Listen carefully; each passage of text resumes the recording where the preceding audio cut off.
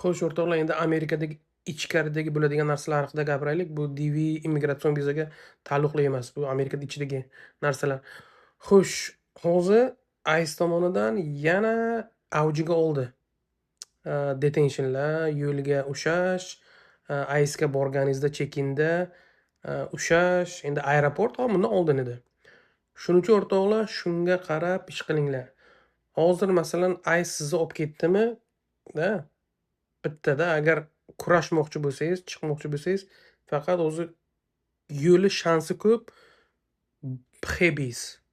U bonddan tashqari xebisni qilish shart deb o'ylayman.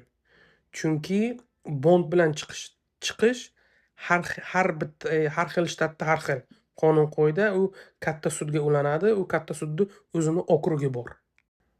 Yaxshi okrugda bo'lsangiz, bond bilan chiqasiz. Endi bond sudi bo'ladi. Bond bilan chiqasiz emas, bond sudi sizga o'tkazadi. Yomon okrugda bo'lsangiz, yomon shtatda bo'lsangiz agar, unda bondni qilishga haqqi yo'q. Bondni o'zini qilmaydi. Даже mana shu yaxshi shtatda bo'lsangiz ham bond sudini qilsa ham bu bond bilan chiqasiz degani emas u. No, baribir hamda ikkita nimaga bo'linadi. Bond sudi o'tkazadigan shtatlar, bond sudi o'tkazmaydigan shtatlar. Xo'sh, endi masalan faraz qilaylik, siz bond beradigan shtatga sizni qamadi, detention. ICE, immigratsion politsiya sizni shu bond beradigan shtatga qamadi. Xo'sh, bular nima qiladi? Bular endi sizni ushlagan joyi yaxshi shtatda endi. Shuning uchun majbur emas, birinchi yaqin detentionga olib boradi. Bular yana nima qiladi? Undan keyin bular sizni agar bilsaki shu shtatdan odamlar ko'p nima qilyapti, bond bilan chiqyapti, nima qiladi? Sizni shu shtatdan oladi-yu, boshqa shtatga o'tkazadi. U bond bermaydigan shtatga yuboradi, o'tkazadi. Maqsad nima? Sizga bond sudini qilmaslik. Shuning uchun uni oldini olish uchun shunday detentionga tushdingizmi, shu sekund, shu soatni o'zida o'sha advokatni olib, xebis federalniy sudyaga, bond sudyasiga emas, immigratsiya sudyaga emas. Chunki immigratsiya sudya, immigratsiyani apellyatsiyasi bu hammasi Trampning sudyalari. Ularni Tramp ishga oladi, ularni Tramp xohlasa ishdan haydaydi.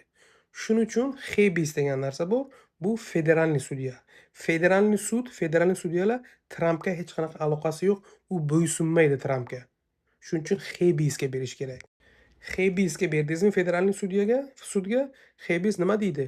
Bu odamni mana shu joydan qimillatmaysan deydi. Tegmaysan bu odamga deydi. Shuning uchun xebisga berdim, sizni tegmaydi. Shu bitta joyda turasiz, bond sudingiz ham bo'ladi. Keyin u kutib o'tiradi federalniy sudya bondingiz nima bilan tugashini. Shunaqa bo'lishi mumkinki, bondsiz chiqarishi ham mumkin xebis. Har xil bo'lishi mumkin. Mana bizda xebisga beramiz, bondsiz chiqarsin deydi. Yo bond qo'yib beradi. Shuning uchun tushdingizmi, shuni nima qilinglar, o'ti nima edi? Biron advokat olishdan oldin shuni ham hisobga olinglar. Xebis bu immigratsionni nima emas, bu ortiqcha ish, boshqa ish. Shuning uchun u xarajati ham boshqacha. Endi ortiqcha menimcha odamlar eng arzoni 5000 ni ko'rdim men, xebisni qiladigani, eng qimmati 7-8 ni ko'rdim. Endi 6 bo'ladimi, 8 bo'ladimi? Advokatlar bor, birdan oladigan advokatlar bor, bo'lib oladiganlar. Bo'lib degani masalan bu yarmini hozir berasiz, yarmini yo bond sudini oldidan, yo bular sudga topshirgan kundan keyinmi, shunaqa.